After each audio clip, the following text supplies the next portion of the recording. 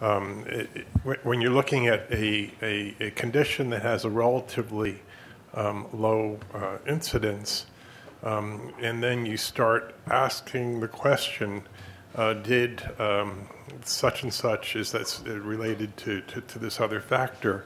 There's this whole issue of discovery bias that I think enters into all of these issues and creates these spurious associations. And so with a rare condition like autism that has been really endemic, I'll show you. So the question came up, does assisted reproduction, and ICSI in particular, increase the risk of autism? And it's something we have to look at pretty critically. Now, autism is a terrible condition. I'll tell you, my nephew is 21 years old and is in an assisted living home. He's been autistic all his life, so I have some personal experience with this. Severely impaired social interaction, verbal and nonverbal communication skills are lacking, restricted and repetitive behavior. My nephew has this thing where he occasionally starts beating himself on the head. It's just a terrible thing, and he's a nice boy, but he can't talk. So it's a terrible condition. The diagnostic criteria require that symptoms appear before age 3, but with increasing awareness and other factors, it's hard to pin how many kids really have this condition. There's some things we know. Something like 22 million people with autism as of 2013. 1 to 2 per 1,000 worldwide, and it appears to be more common in boys than in girls. So I don't know if you've had the experience, but we've had the experience of people with a previous autistic child and then come in and they want to have gender selection to try to avoid or decrease the risk of future autism. Well, changes in practice and government have and financial incentives for a diagnosis. In New York, I'm aware that there are mandates for children who have educational disabilities, and there are lawyers who represent those kids to try to get their money for educational mandates. And so that all these factors probably to some degree drive up the discovery of autism. So it's hard to pin what the actual prevalence of autism is these days, depending on what historical criteria you're using to define it. But some would say it's as high as almost 1 in 70 these days. So where does it come from? The bottom line, we don't know. We suspect it's a combination of genetic and environmental factors, but certainly there have been many factors that have been suggested to be related to autism, including all those listed here. I mentioned before vaccination, which has been basically discredited as a cause. And in fact, there's very little evidence for any of these issues. I apologize that the letters didn't scan properly in this cartoon. The one that was supported with some good data was that perhaps air pollution and exposure to heavy metals and particulates may increase autism to some extent. So there is some data. In terms of genetic factors, there are some rare mutations which have major effects that you can put on the autism spectrum. Some multi-gene interactions, which makes more sense to us, that are associated with autism. And it's those interactions and actually a complex genetic pattern. So it's hard to relate any particular gene or to autism. We have patients who've come into us and said, can we do pre-implantation genetic testing to rule out autism? And of course, you cannot. Now, of course, Fragile X is a little bit on that spectrum, and we do test for that, but true autism, no. So what about the evidence for autism and other mental retardation among offspring born after IVF? This is a population-based prospective cohort study done in Sweden using national health registries. Where's my pointer? Okay. All right. So remember, this is not ICSI yet. This is all of ART. These are a number of cases in IVF patients, and these are in spontaneous pregnancies. You can see that these relative risks mostly are crossing 1, this one is possibly the crude unadjusted risk appears to be significant. So there's a trend. But you can see from this, even though none of these things are terribly significant, that for the singletons, it appears to be a little bit less common than for the multiple. So there does appear to be, and this is borne out by other studies, some association of autism with higher levels of multiple pregnancies, which I guess could be associated with IVF sorts of issues. So Dr. Kushner has made us aware that the CDC, which has been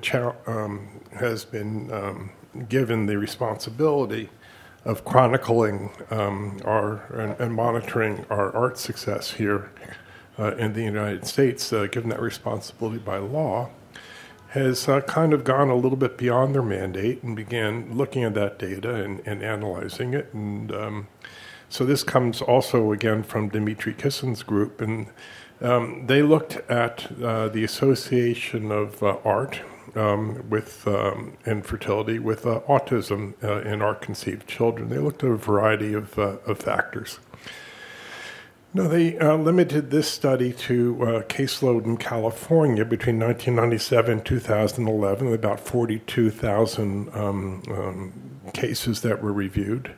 And what they did is they looked retrospectively, looking at they call at the CDC, the National Art Data called NAS.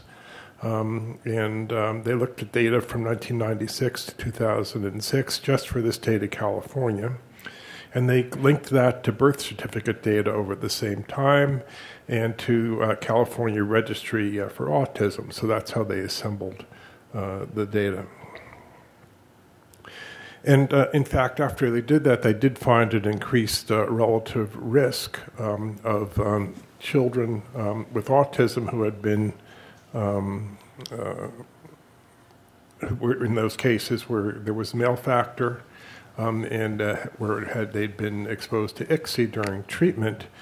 Some other interesting things that they noted, which just confirmed previous, is that children with autism were more likely to be male, to be twins or triplets or higher order multiples, as we mentioned before, more likely to be born preterm, probably associated with the multiple pregnancies, and low birth rate, also probably associated with the multiple pregnancies.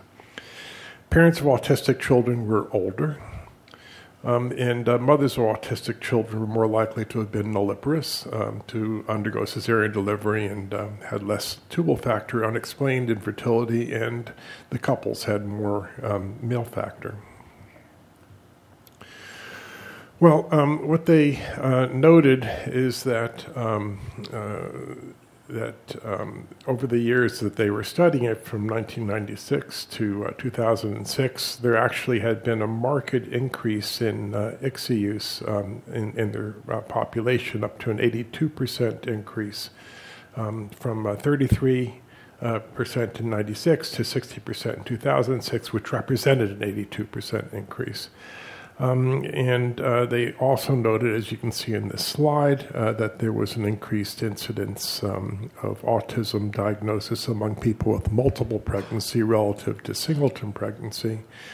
However, you can see in this slide and this table from their paper that while they reported after all of their adjustments and their they throw a lot of adjustments into their calculations. That while they did show an increased relative risk of ICSI with autism, there was not very much absolute increase in this diagnosis in spite of an 82% increase in use of ICSI. So we reasoned that with all this, that this didn't make very much sense, and we criticized some factors in their analysis. For instance, I mentioned before that discovery bias is something. If there have been other studies done in California where they showed that diagnosis of autism was much more likely in higher affluent areas and less likely in less affluent areas. It makes sense that people who are less affluent probably can't afford to have their kids evaluated.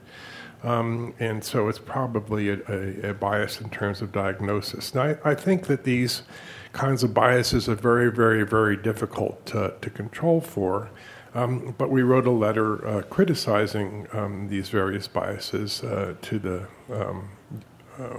that they addressed, and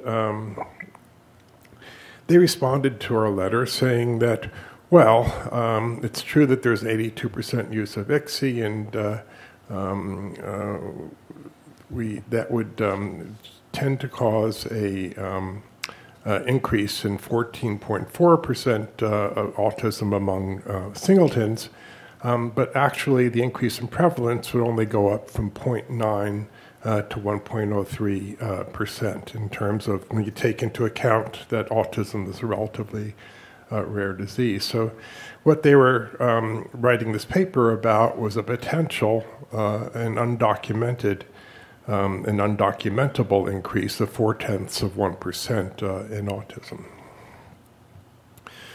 And the other thing they said is that perhaps the increase in autism, increased ICSI utilization that might have led to a slight increase in autism prevalence, that it was balanced by a decline in multiple birth because we were controlling how many embryos that we were transferring. So they said that these two things may have balanced each other out. So I think it's a bit of a tempest in a teapot.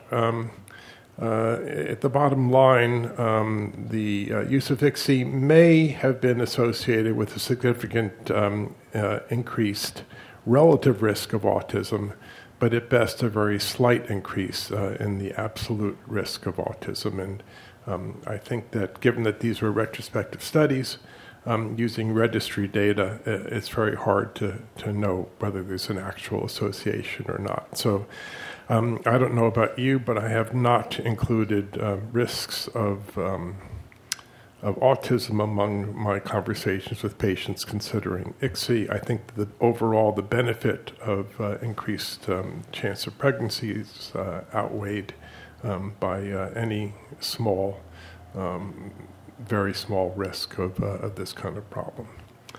And thank you for your attention.